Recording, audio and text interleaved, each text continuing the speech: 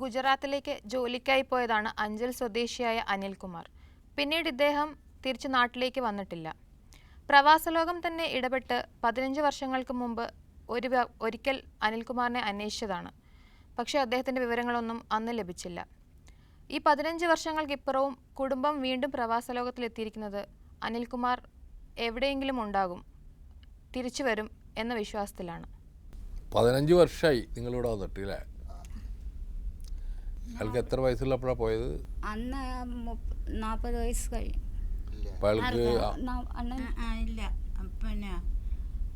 ഇപ്പൊ എത്ര വയസ്സുണ്ട്?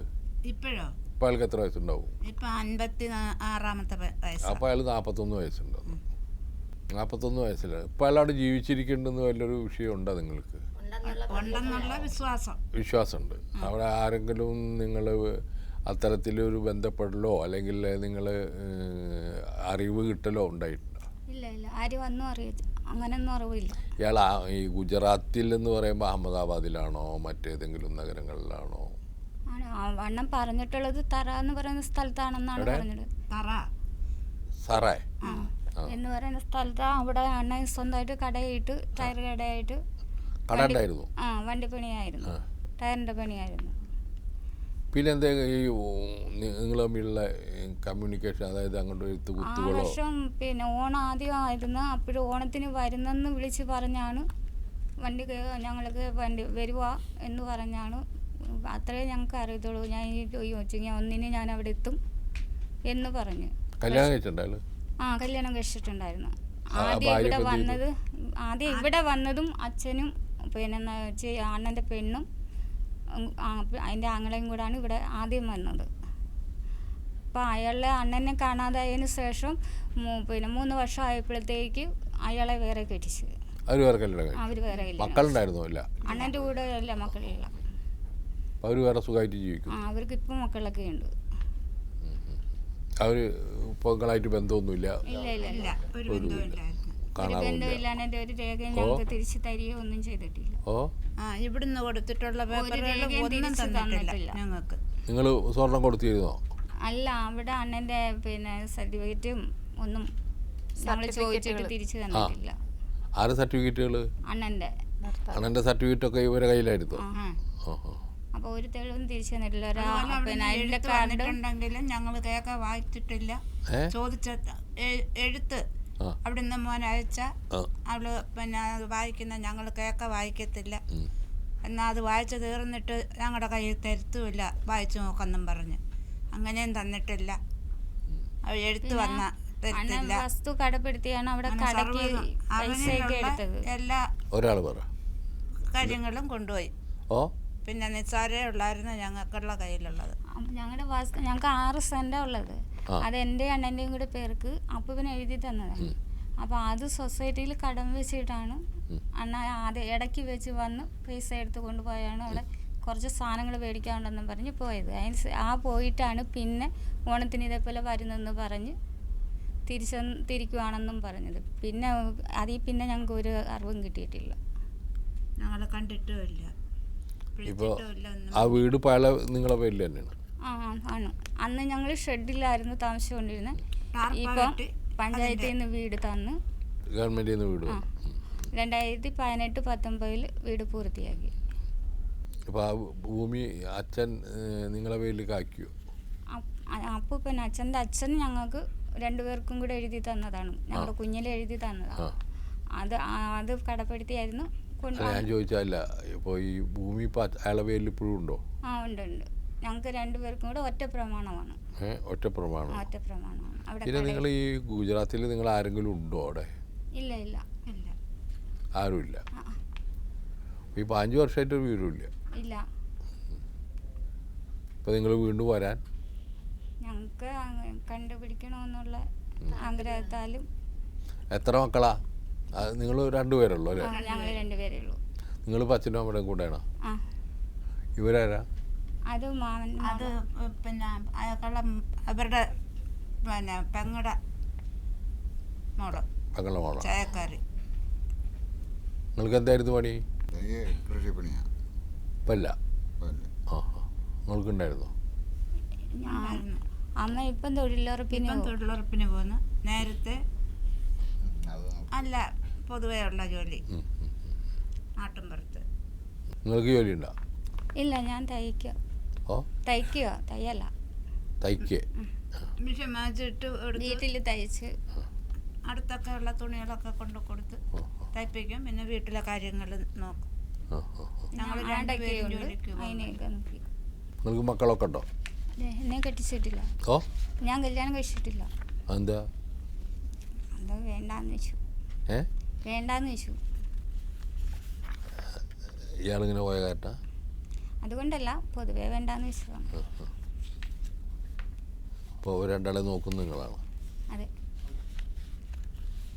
അപ്പോൾ നിങ്ങളുടെ ഒരു നിർബന്ധത്തിലാവും ഇപ്പോൾ അവരെ കൊടുന്നുള്ളത് അല്ലേ? അതെ. അച്ഛനെയും അമ്മയും ഒറ്റയ്ക്ക് ആക്കാൻ താല്പര്യമില്ല. നമ്മൾ ഗുജറാത്തിൽ സറയിലുള്ള ആളുകളോടൊക്കെ ഒന്ന് പറഞ്ഞു നോക്കുക.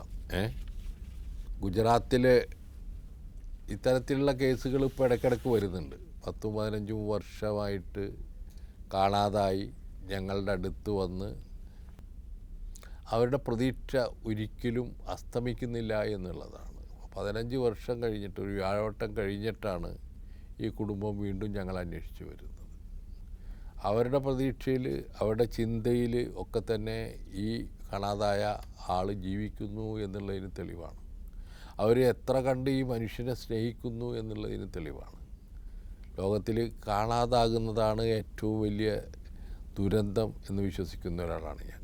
കാരണം മരിക്കുക എന്നൊക്കെ പറഞ്ഞാൽ അത് നമ്മളിൽ നിന്ന് വേറിട്ട് പോയി എന്ന് നമുക്ക് ഉറപ്പാണ്. മറ്റുള്ള ഓരോ നിമിഷത്തിലും ഇയാൾ എവിടെയാണെന്നും എങ്ങനെ ഉറങ്ങുന്നു എന്നും എങ്ങനെ ഭക്ഷണം കഴിച്ചിട്ടുണ്ടാകുമെന്നും എന്തായിരിക്കും അയാളുടെ ജീവിതമെന്നൊക്കെ ഓരോ ദിവസം നമ്മൾ ആലോചിക്കുമ്പോഴും നമ്മളെ ഉറക്കം കെടുത്തുന്ന ഒരവസ്ഥയിലേക്ക് കാണാതാകുന്ന ആളുകളുടെ ബന്ധുക്കൾ പോകുന്നുണ്ട് എന്നുള്ളതാണ് സത്യം. അങ്ങനെ ഉള്ള ആളുകൾ നിരന്തരമായിട്ട് ഇതിനെക്കുറിച്ച് ആലോചിച്ച് വീണ്ടും കൈരളിയെ തേടി വരുന്ന ഒരു ചിത്രമാണ് നമ്മൾ കാണുന്നത്. അത് വലിയ ഒരു എന്താ പറയുക, നമുക്ക് വിവരിക്കാൻ പറ്റാത്തൊരവസ്ഥയാണ്. ലോകത്തിൽ ഏറ്റവും സങ്കടപ്പെടുത്തുന്നത് അപ്രത്യക്ഷമാകുന്ന മനുഷ്യരെക്കുറിച്ചുള്ള വേവലാതികളാണ് എന്നാണ് എനിക്ക് തോന്നിയിട്ടുള്ളത്. അപ്പോൾ ഈ അവസ്ഥയിൽ ഈ കുടുംബം വീണ്ടും നമ്മളെ അന്വേഷിച്ച് വരുമ്പോൾ, ഇപ്പോൾ ഞാനിത് ഷൂട്ട് ചെയ്യുന്ന സമയത്ത് അവിടെയൊക്കെ വലിയ ബുദ്ധിമുട്ടുള്ള ഒരു കാലഘട്ടമാണ്. പാകിസ്ഥാനുമായിട്ടുള്ള ചില വിഷയങ്ങളിൽ പാകിസ്ഥാൻ കടന്നാക്രമണം നടത്തുകയും ഭീകര ആക്രമണം നടത്തുകയും ഒക്കെ ചെയ്തതിൻ്റെ അടിസ്ഥാനത്തിൽ ഇന്ത്യ പ്രതിരോധിക്കുന്ന ഒരു ഘട്ടത്തിലാണ് ഈ വാർത്ത നമ്മൾ പ്രക്ഷേപണം ചെയ്യുന്നത്. അപ്പോൾ അദ്ദേഹം സറ എന്ന് പറയുന്ന ഗുജറാത്തിൽ ഒരു നഗരത്തിലാണ് ഉള്ളത്. ഒരു പോർട്ടാണെന്നാണ് ഞാൻ മനസ്സിലാക്കുന്നത്. അങ്ങനെയുള്ള സ്ഥലത്ത് ടയറിൻ്റെ റിപ്പയറിങ്ങും മറ്റുമായിട്ടുള്ള പണികളിൽ ഏർപ്പെട്ട ആളാണ് അനിൽകുമാർ. ജീവിച്ചിരിക്കുന്നുണ്ടെങ്കിൽ നിങ്ങൾ ആരെങ്കിലും നിങ്ങളോട് പറയാതിരിക്കില്ല. പ്രവാസ ലോകം ഇത്തരത്തിൽ അനിൽകുമാറിനെ വീണ്ടും അന്വേഷിക്കുന്നു എന്ന് പറയാത്ത ഒരാളുണ്ടാവില്ല.